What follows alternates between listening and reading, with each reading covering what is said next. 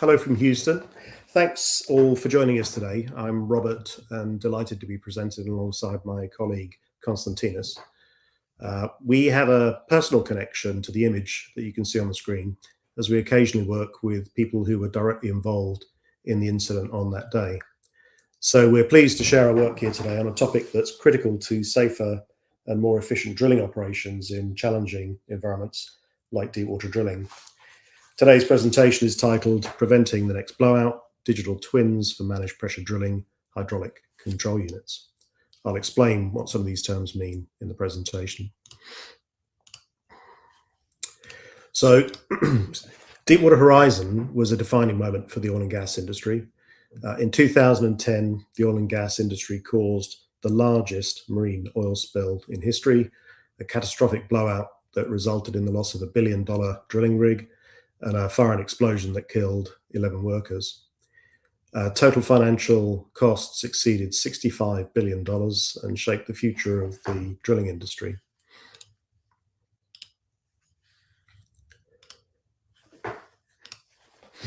The industry response was to promote the use of best available, safest technology. BAST is a test to ensure the most advanced, effective, and safest technology option is chosen by drilling companies and suppliers, all within the constraints of practicability and economics. So BAST assessment had identified managed pressure drilling as a promising technology. It creates a closed loop mud system that allows pressure management and early kick and loss detection. So what we can see in the diagram as the red box appears is what we mean by closed loop. So conventional drilling, as represented on this diagram, has mud pumps pumping through a standpipe, down the drill pipe, back up the well with the cuttings, out through a flow paddle, the rig flow line, onto the shakers where they remove the cuttings, and then back to an active mud tank, and from there it goes back round in a circle. The key thing to note here is that the well is actually open to atmosphere, and that was the reason for the blowout that occurred on the Deepwater Horizon. When we close the loop, we introduce a barrier at the top of the well, preventing blowout at the rig floor. But we have to then take returns through what's referred to as the managed pressure drilling system. So it's a set of valves and chokes that provide back pressure to the well that allow us to control the pressure along the well bore and also detect kicks and losses while we're drilling. So the hydraulic barrier becomes safety critical, and it's maintained in place by a hydraulic control system.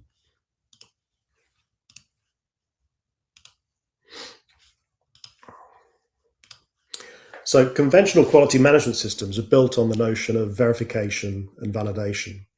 Those two terms are often interchanged, but there is a sort of a clear way of understanding them. BNI's role is to demonstrate that each MPD system fulfills the requirement for functionality, fault tolerance, and reliability. Traditionally, we've used system safety engineering tools like hazards and operability, and failure modes and effects analysis to demonstrate control of hazards. Now, these tools have highlighted some hydraulic functions utilized by an MPD system are operability and safety critical. So the challenge to us at BNI from the industry was whether we could combine our traditional system safety engineering expertise with our nascent digital twin expertise. This led us to evaluate whether Wolfram technologies can provide key elements of the technology stack for delivering a product.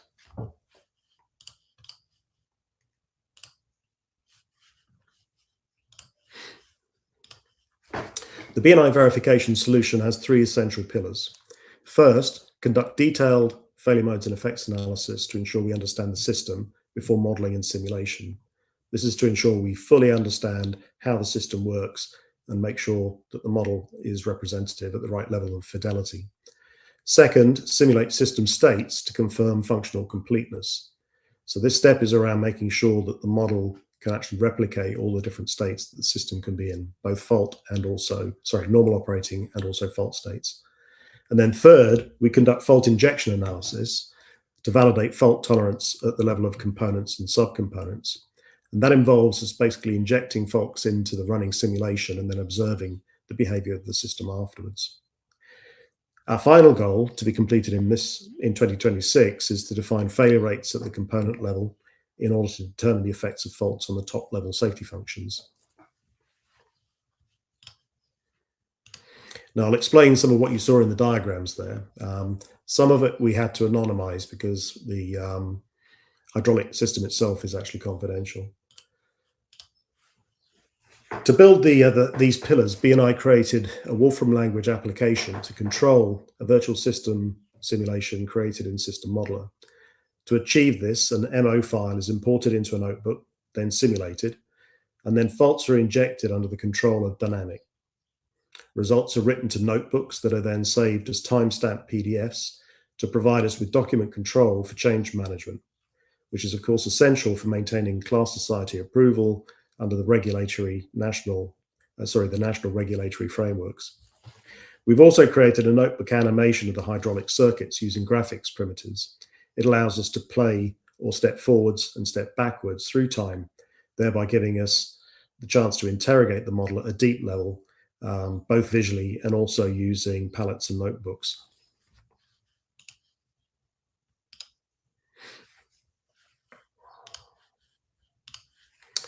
The BNI validation solution led us to what we believe is a novel and important concept using digital twin instances. The ISO definition of validation can be boiled down to the question, how do we know the system fulfills its intended function? i.e., does the system do what it is supposed to do? Validation is normally conducted by review, factory acceptance testing, systems integration testing, and commissioning. But what if we could extend validation into real-time operations? We therefore built our service around the notion of simulation for verification and Sentry for validation. Both use the same basic virtual system simulation, but this time the Sentry is connected to the actual thing, allowing us to real-time validate, which of course changes the paradigm.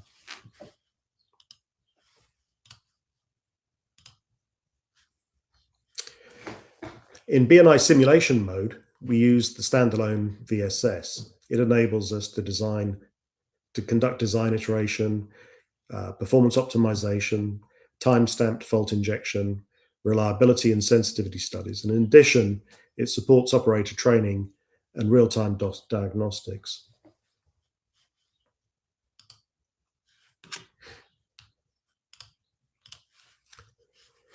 In BNI Sentry mode, we use a modified version of the standalone virtual system simulation.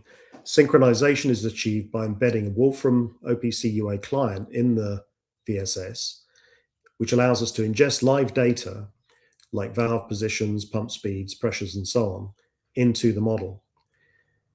And it allows us, or the operator, to conduct real-time validation, for example, by comparing actual sensor data with our digital twin predictions. This means we can detect and alarm anomalies in seconds, both locally at the rig and also in a real-time operations center.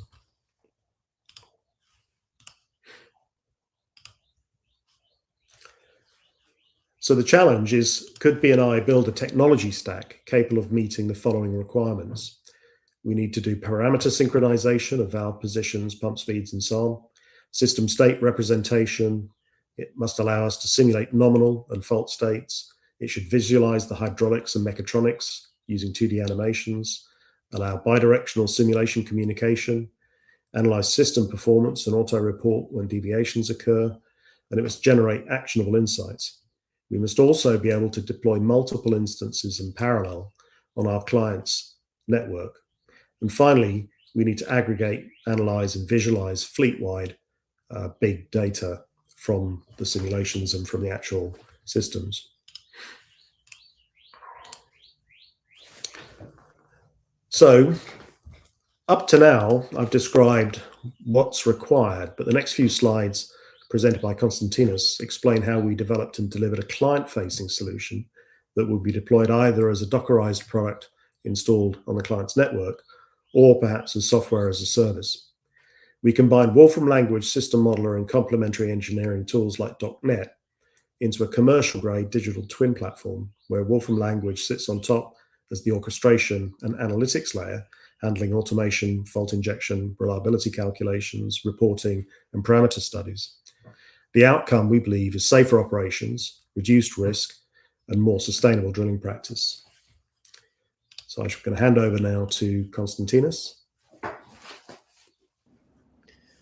Thanks, Robert. In this slide, we are going to describe the core engineering workflow behind the digital twin implementation, with one major constraint in mind: the model must run in real time. Real-time capability is a fundamental requirement of a digital twin that affects modeling decisions, level of detail, solver configuration, and of course, initialization strategy. We start with building a physics-based model of the hydraulic control system. This model must be computationally efficient and numerically stable when operating in simulation and sentry modes. To verify the model meets the requirements, we validated simulation results against system integration tests for normal operating scenarios. After understanding the failure behavior, we performed optimization and calibration. We adjust parameters, test sensitivity, and evaluate how robust the system is against uncertainty. Our ultimate goal is to use the new tunability analysis framework in FMI. We have found that a critical step is initialization. The model must start from a steady state condition with no artificial dynamics. This systematic approach to build, simulate, verify, optimize, and calibrate transforms a model into a safety assurance tool.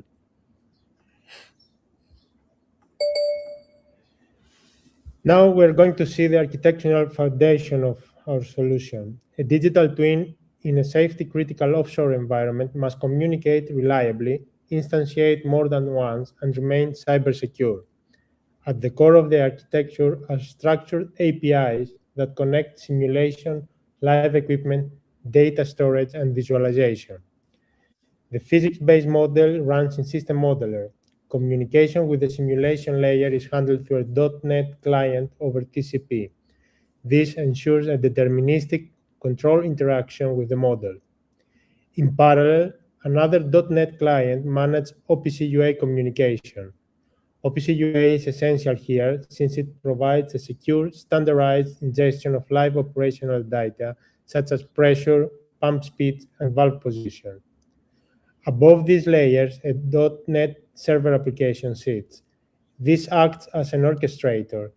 It instantiates simulation instances, manages execution cycles, and controls synchronization. This is what allows us to deploy multiple twins in parallel.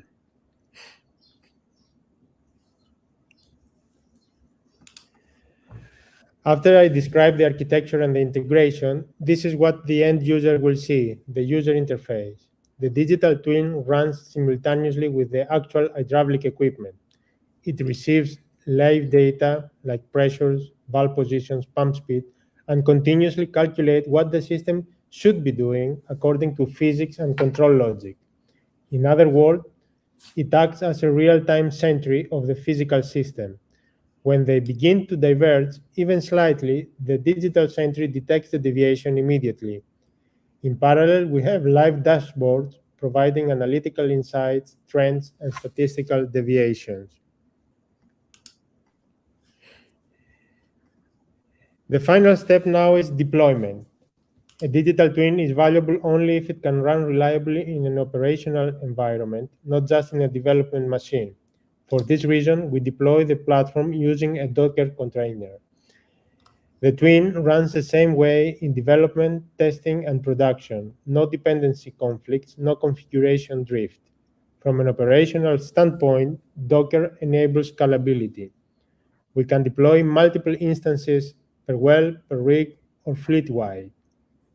In sentry mode, the containerized twin runs continuously alongside the real equipment. It ingests live data, computes expected behavior in real time, and triggers alert when the deviations exceed defined thresholds. Because it's containerized, it can be deployed offshore on the rig and or onshore in a real-time operation center. Now, Robert is going to summarize all of what we have done. Thanks, Konstantinos.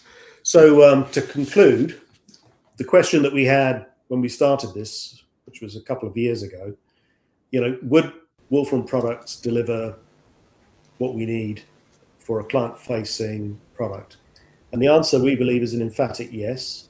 And we can deliver, or have delivered, a real-time virtual system simulation and digital twin for simple, or for a simple and moderately complicated hydraulic control system. The graphic at the end here is a simplification of the Digital Twin Consortium's technology hamburger, as they call it. Yeah, so use your imagination, you can see a hamburger there. So what we've shown is communication can occur with external data sources. Virtual representations can be built in System Modeler and Mathematica. Wolfram's OPC UA and TCP IP can be used for synchronization and communication. Data is made interoperable by the use of the OPC UA standard. We also have security, trust, and governance provided by OPC UA communications. And the IoT platform allows us to Dockerize, instantiate, and aggregate the results. So going forward, we intend to extend our applications of this technology stack to include more of the drilling services and a more complex subsystem and system. This will lead us to explore how we use FMUs in co-simulation to represent the whole drilling system. So one of the things of interest for us today is to hear from others if they have experience in this regards, so that we can exchange ideas.